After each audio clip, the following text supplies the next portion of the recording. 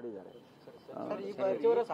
ಸಾಂಪ್ರದಾಯಿಕ ಮತಗಳೇನಿದೆ, ಅಲ್ಪಸಂಖ್ಯಾತರು, ಕ್ರಿಶ್ಚಿಯನ್ ಏನಿದೆ, ಈ ಮತ ಬುತ್ತಿಗೆ ಕೈ ಹಾಕೋದಕ್ಕೆ ಅಂತ ಹೇಳಿ ಬಿಜೆಪಿ ಅವರು ಸುಪ್ರಿಯಾ ಮೋದಿ ಬಾಯ್ಜಾನ್ ಅಭಿಯಾನ ಶುರು ಮಾಡಿದ್ದಾರೆ. ಇದು ಯಾವ ರೀತಿಯಾಗಿ ಅಲ್ಲ, ಯಾರು ನೋಡಿ, ಮತದಾರರ ಹತ್ರ ಹೋಗೋದಕ್ಕೆ ಆಕ್ಷೇಪಣೆ ಏನಿದೆ? ಯಾರು ಬೇಕಾದರೂ ಹೋಗಿ ಮತ ಕೇಳ್ಬೋದು, ಅದಕ್ಕೆ ಆಕ್ಷೇಪಣೆ ಇಲ್ಲ. ಅವರು ಭಾರತೀಯ ಜನತಾ ಪಾರ್ಟಿಯವರು ಒಂದು ಮೆಥಡಾಲಜಿ ಯೂಸ್ ಮಾಡ್ತಾರೆ, ನಾವೇ ಒಂದು ಮೆಥಡಾಲಜಿ ಯೂಸ್ ಮಾಡ್ತೀವಿ, ಅಥವಾ ಇನ್ನೊಂದು ಪಕ್ಷದವರು ಇನ್ನೊಂದು ರೀತಿಯಲ್ಲಿ ಮಾಡ್ತಾರೆ.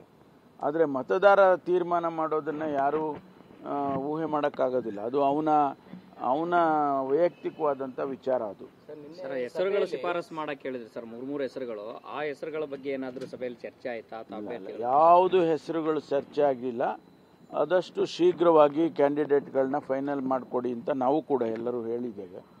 ಅವರು ಈಗಾಗಲೇ ಏನು ಹೆಸರುಗಳು ಬಂದಿದೆ ಅದನ್ನೆಲ್ಲ ಪ್ರದೇಶ್ ಎಲೆಕ್ಷನ್ ಕಮಿಟಿ ಅಂತ ಒಂದಿದೆ ರಾಜ್ಯದಲ್ಲಿ, ಅದನ್ನು ಸಭೆ ಕರಿತೇನೆ. ಕರೆದ ತಕ್ಷಣ ನಾನು ಅಲ್ಲಿಂದ ತೀರ್ಮಾನ ಮಾಡಿಕೊಂಡು ಸೆಂಟ್ರಲ್ ಎಲೆಕ್ಷನ್ ಕಮಿಟಿಗೆ ಕೊಟ್ಟು ಬೇಗ ತೀರ್ಮಾನ ಮಾಡ್ತೀನಿ.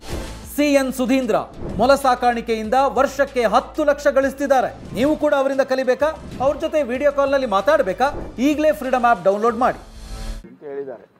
ಸೊ ಈಗ ಸುರ್ಜಿವಾಲಾ ಅವರು ಬರ್ಬೋದು, ಇನ್ನು ಒಂದು 2-3 ದಿವಸದಲ್ಲಿ ಬಂದು PEC ಮಾಡ್ಬೋದು.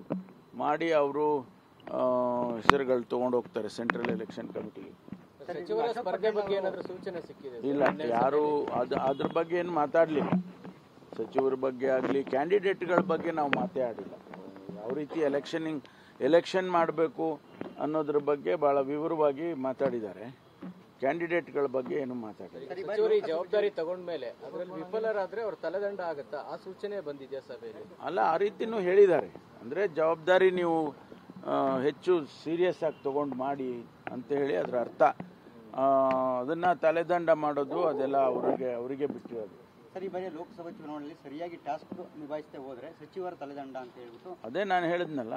ಈಗ ಅವರು ಯಾವ ಕ್ಷೇತ್ರದಲ್ಲಿ ಗೆದಿಯೋದಕ್ಕೆ ಸಾಧ್ಯ ಇದೆ ಅಂಥ ಕಡೆ ನಾವು ಸೋತ್ಬಿಟ್ರೆ ನ್ಯಾಚುರಲಿ ಅವರಿಗೆ ಸರಿಯಾಗಿ ಅವರು ಕೆಲಸ ಮಾಡಲಿಲ್ಲ ಅಂತಲೋ ಏನಾದರೂ ಅವರು ತಿಳ್ಕೊಳ್ಬೇಕಾಗತ್ತೆ ಅನ್ನೋ ರೀತಿಯಲ್ಲಿ ಹೇಳಿದ್ದಾರೆ. ಅದನ್ನು ನಾವು ಕೂಡ ಅಷ್ಟೇ ಸೀರಿಯಸ್ ಆಗಿ ತಗೊಳ್ತೀವಿ.